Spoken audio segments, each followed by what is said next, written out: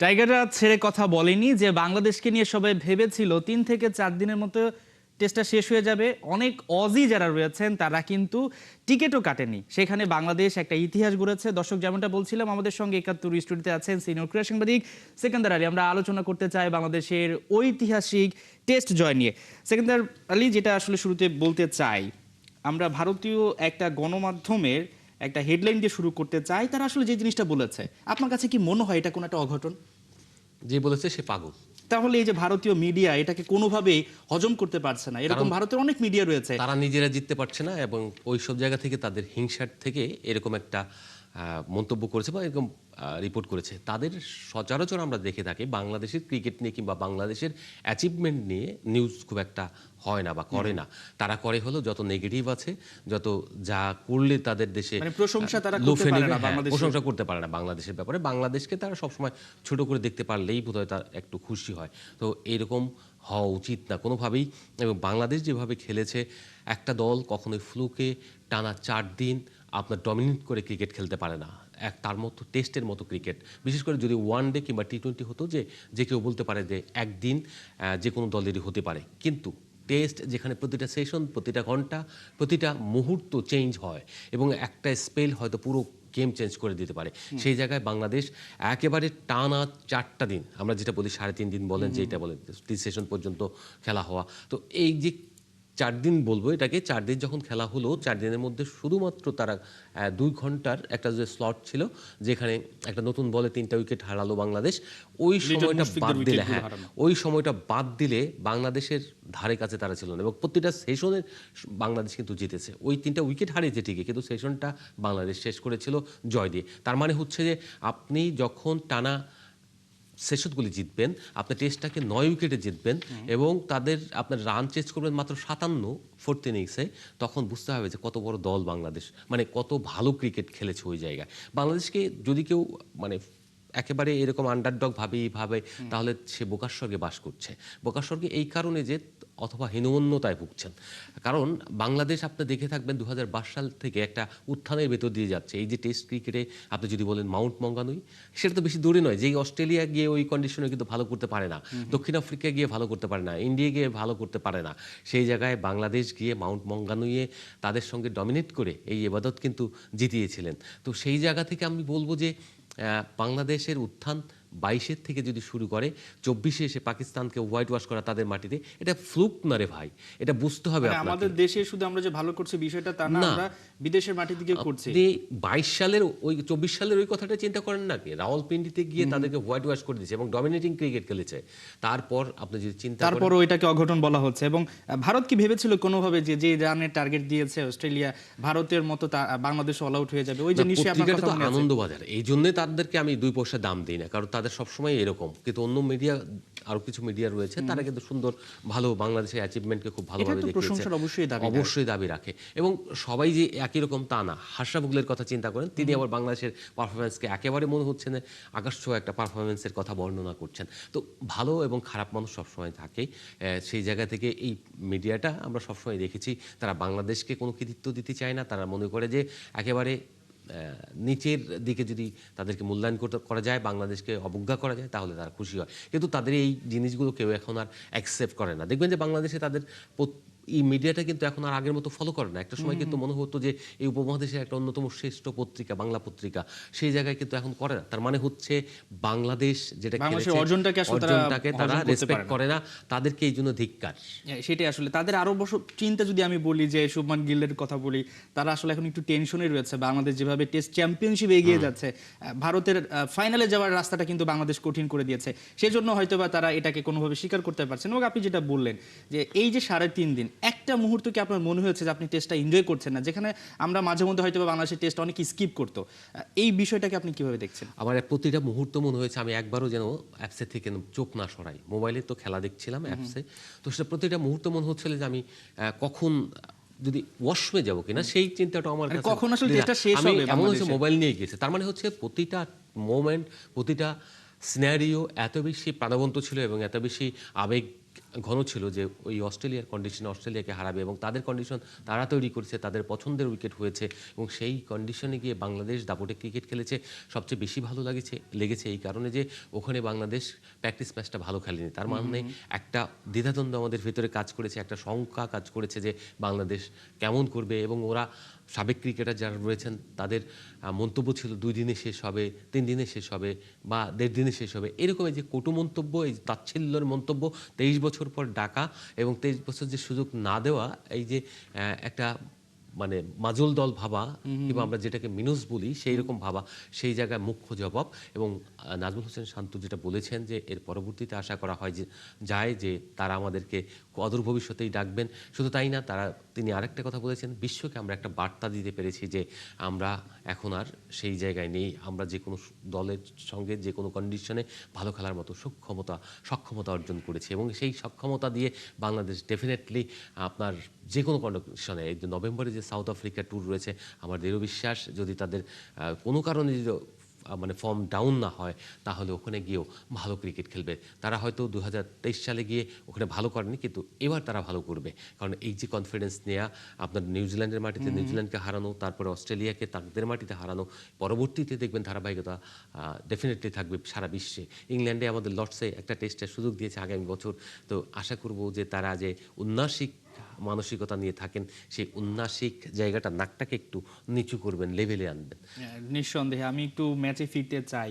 আপনার কি মনে হয় অস্ট্রেলিয়া হয়তো বা খুব একটা কথা বলছে না, কিন্তু তারা বড় বাঁচা বেঁচে গেছে যদি ইনিংস ব্যবধানে হারতো, সেখানে তারা দেখেছি যে যে হাততালিটা দিয়েছে সেটা নিয়ে কিন্তু অনেক বেশি আলোচনা হচ্ছে। বাংলাদেশের কিন্তু সেই সুযোগটাও ছিল ইনিংস ব্যবধানে হারিয়ে দেয়া, যদি কিনা গ্রিন যদি সেই সেঞ্চুরিটা না করতেন, বাংলাদেশ আরেকটু যদি টাইট বোলিং করতে হয়তো বা আমরা সেই ইতিহাসটা আরো বেশি সমৃদ্ধ। অস্ট্রেলিয়া কি সবচেয়ে বড় বাঁচা বেঁচে গেল কি এখানে কিনা?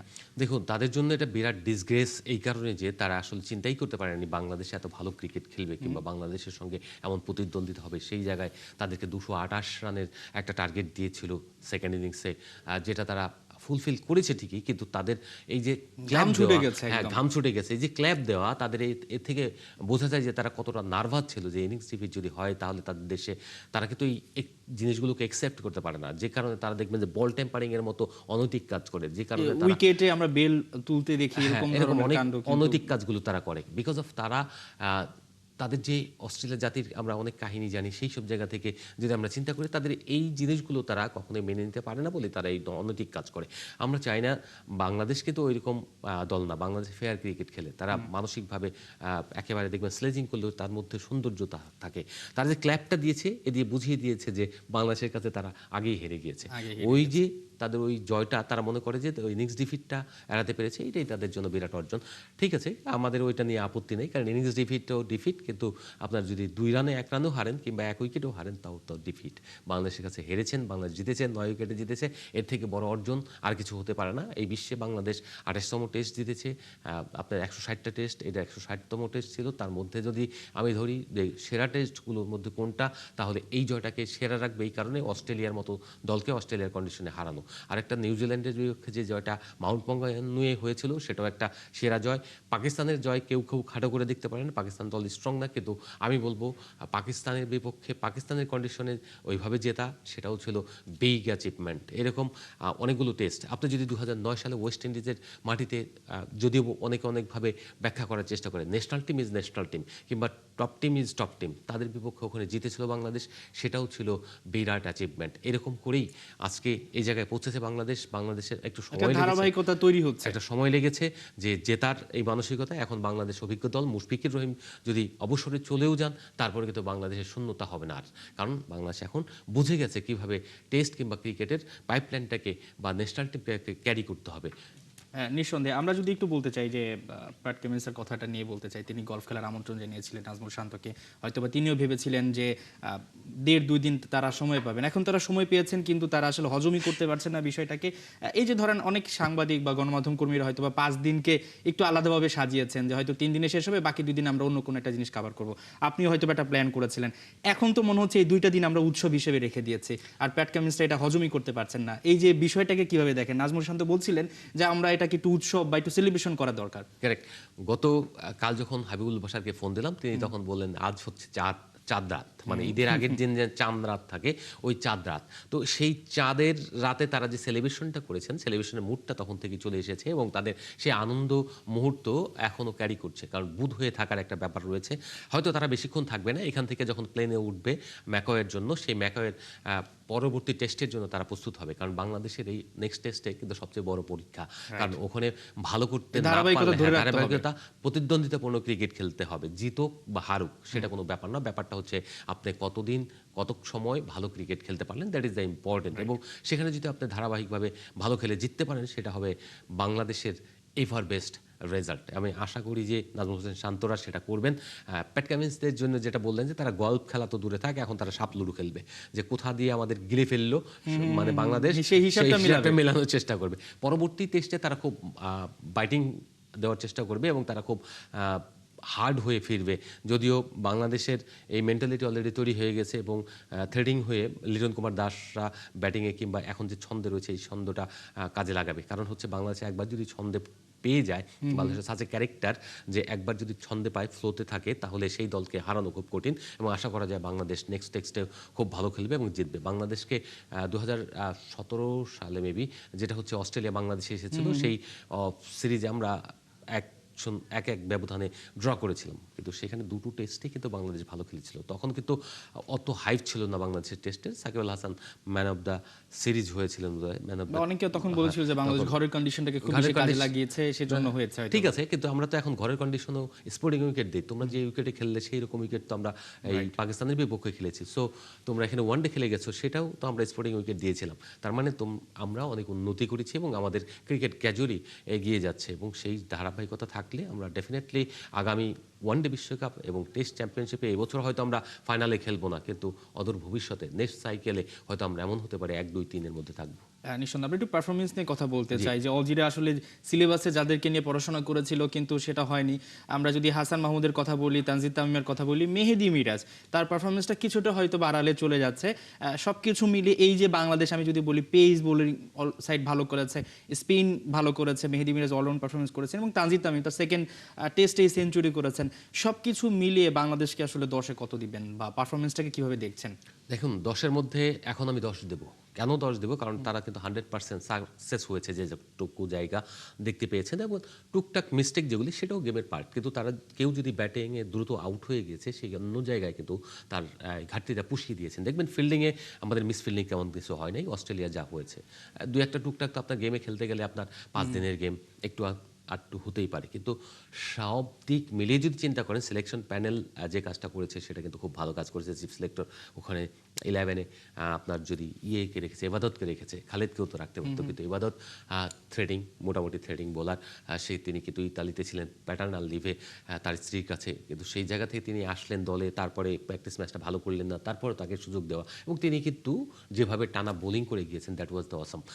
আপনি মিরাজের কথা চিন্তা করেন, তার ক্যাপ্টেন্সি কেড়ে নিয়ে নেওয়া হয়েছে, মানে কেড়ে নেওয়া, দুঃখিত, তাকে ক্যাপ্টেন্সিতে আলোচনার মাধ্যমে সরিয়ে দেওয়া হয়েছে। তো সেই জায়গা থেকে তার সে হালকা হয়েছে, এটা তার জন্য খুবই ভালো হয়েছে, কারণ সবাই ক্যাপ্টেন ম্যাটেরিয়ালস না এবং তাকে সবাইকে ক্যাপ্টেন্সি করতে হবে তা না, তার পারফরমেন্স তাকে অনেক উপরে নিয়ে যাবে। সচিন টেন্ডুলকার তো ক্যাপ্টেন ছিলেন না, অল্প কিছু সময়ের জন্য হয়েছিলেন, যখন বুঝতে পারলেন যে ক্যাপ্টেন্সি তার জীবনের জন্য বোঝা হয়ে গেছে এবং তিনি খেলতে পারবেন, এবং তিনি ভালো করেছেন এবং শেষ পর্যন্ত সাকসেস হয়েছেন। বাংলাদেশের এই টিমটাও অসম অল আউট ক্রিকেট খেলেছেন। সবচেয়ে খারাপ লেগেছে অস্ট্রেলিয়ার দলটা যখন বলেছে যে এই দলের অনেকের ফুটেজ আমাদের কাছে ছিল না, তাই আমরা তাদেরকে জাজ করতে পারিনি বা দেখতে পারিনি। নির্বোধ, মানে আপনি এরকম বাজে কথা বলেন কি করে? প্রত্যেকটা ক্রিকেটারের বহু ফুটেজ রয়েছে মানে ইউটিউবে, তার মানে তাদের হোমওয়ার্কটা ভালো হয়নি, ভালো হয়নি, তারা দেখেছে, দেখার পরে এখন এক্সকিউজ দেওয়ার জন্য, খোরা অজুহাত দেওয়ার জন্য এরকম বাজে কথা বলেছে। প্র্যাকটিস ম্যাচ খেলেছে না, সেটাই সেই এক্সকিউজ দেওয়ার আর সুযোগ থাকবে না ভবিষ্যতে। আমরা ভবিষ্যতে আরো কড়া জবাব দিব। সেকেন্দার আলী, আপনাকে অসংখ্য ধন্যবাদ আমাদেরকে সময় দেওয়ার জন্য। দর্শক, আমরা আলোচনা করছিলাম বাংলাদেশের সেই ডারউইন টেস্ট নিয়ে, ঐতিহাসিক জয় নিয়ে। আমাদের সঙ্গে 71 স্টুডিওতে ছিলেন সিনিয়র ক্রীড়া সাংবাদিক সেকেন্দার আলী।